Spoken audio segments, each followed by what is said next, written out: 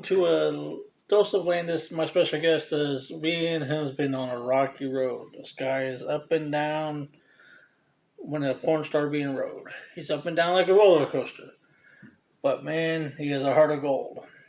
He his mind is creative. So much I can say about this guy, but my special guest this evening is the Wall. No, I'm just kidding, just kidding, just kidding. My special guest this evening is the Lights. Camera action. No, I'm just kidding. My special guest this evening is none other than What's up, everybody? This is Kage King, also known as Kyle Padfield. I am U2. It's actually an honor to be on your show, Jeff. I know we've been trying to get this going for a really long time now, and we're finally here. It's like you said, it's been a bumpy road, but I also know that every fall kind of leads to an upgrade. that's very true. That's one thing I learned from it. So. He tried to pit me and Charles Osborne against each other. Do you remember that? I would never do that. Do you remember that though? I do remember what I would never do. Yes. Yes. Again, me and Chuck's cool, but again, like I said, we live in a world where we all want to be that number one person. We all want to be that person to cause controversy, which I've been doing a lot for a while. But so you do all kinds of things. You rap. How long have you been in the game for? Honestly, probably my first time recording was maybe around 18, but I actually started recording, and actually getting into it with certain producers and stuff like that. Probably around, oh man, I'd have to say at least in my close to my 30s. I would say probably about my early 30s, believe it or not, is when I actually started, and kind of escalated from there and got advice. And I've also I've had opinions, but one thing I can also say is nobody actually said they really hated it, which made me feel good, and thank you for that. But there were certain things where people said, you may need to work on your delivery, you may need to work on this. And I did, and I progressed, and I've used that. It takes work, but it's not impossible. I believe I've also been trying to look for people who need ghostwriters, stuff like that. I mean, I'm willing to use other stories in people's lives if they have a story or want me to write their life out. I can do that. Just certain things. I'm trying to I want to make a YouTube. I want to do all kinds of different shows and different things. And I'm trying to slowly start to perform, do different things, put my face out there. Like I said, I'm grateful for everybody out there. Thank you all for your support. We're only human. We're going to go through some things, but each fall, I can say, does lead to progression. And it doesn't seem like that, because even to this day, my mind state seems to feel like giving up. But I haven't. I'm here. God's good. Everything's great. Just glad to be on the show. I appreciate it. So, as I ask everybody, we all have our different journeys. Right. Like me, mine was getting in trouble, and then I ended up doing TV shows.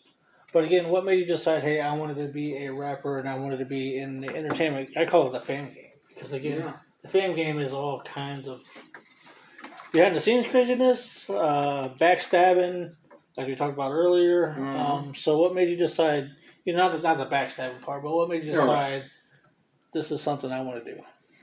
Not backstabbing with the business. I should put that out there.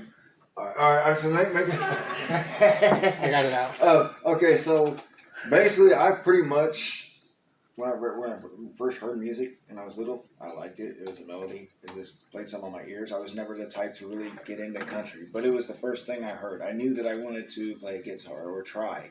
To this day, I can't play a note for Jack, but I can kind of try to come up with some own rhythm. But I actually started out wanting to do something like that. By in my life, and I became, growing up in a different situation than most would, I ended up being surrounded by people that were into that same thing. So I learned how to write when I was like 14 years old. And I think I probably wrote my first song, maybe about 13, and at 14 is when I started learning how to rhyme and connect the rhymes. And I think after that, then a guy gave me some advice that each time your rhyme changes, if your rhyme endings change, you space a line. That way you can keep up to what you're doing and make your delivery a little better. Well, then I thought I was the crap. So, well, then come on. I'm going to a studio to record. The guy says, man, you need to work on your delivery. You're stopping and you're going. He said, it doesn't mean you necessarily have to stop. He said, but just work on it and be more relaxed with it. So that's when I started putting hyphens in. So if you ever see me out there putting hyphens on my grammar, it's probably, and it's rhyming. That's how I do my delivery and stops. A little bit of advice, but this has been a long road, but I probably started about 14 years old, mainly, and I started recording around my early 30s. Oh yeah. So say if I didn't know your music, which I know, if I'm brand new to your stuff, how do I get a hold of you? Well, you can easily go on my my band page, Kage King, KageKing, or you can always message me, or there's that way YouTube channel. Make a comment.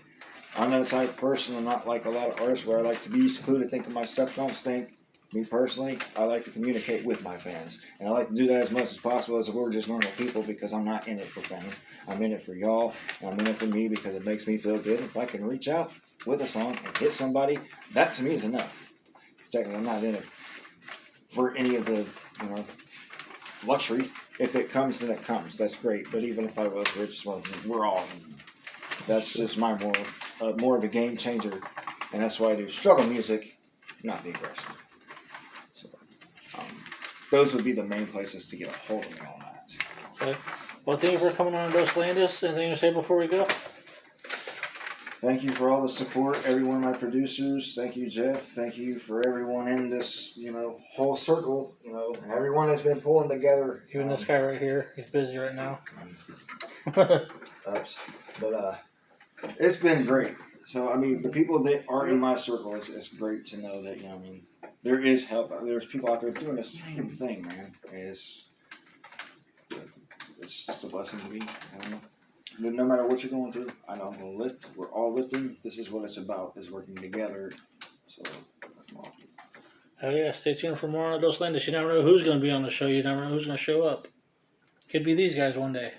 You never know.